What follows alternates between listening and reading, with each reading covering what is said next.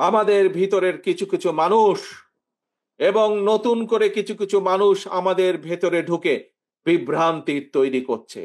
তারা সমাজে এমন কিছু কাজ করার চেষ্টা করছে যেখান থেকে সাধারণ মানুষ বিভ্রান্ত হতে হবে।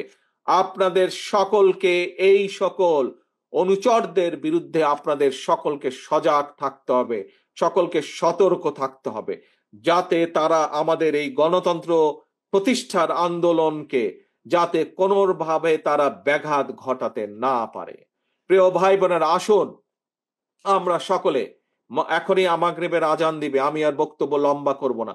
আসুন আমরা সকলে আজকে আমাদের এই স্বৈরাচার মুক্ত আন্দোলনের, স্বাধীনতা যুদ্ধের আন্দোলন, যুদ্ধে যে সকল ব্যক্তি শহীদ হয়েছেন সকলের আত্মার মাগফিরাত কামনা করে, এবং যতক্ষণ পর্যন্ত আমাদের আন্দোলন গণমানুষের সরকার প্রতিষ্ঠিত না হবে, জনগণের রাজনৈতিক অধিকার প্রতিষ্ঠিত না হবে, আমাদের আন্দোলন অব্যাহত থাকবে। এই শপথ রেখে, এই শপথ নিয়ে, এই প্রত্যাশা রেখে আমি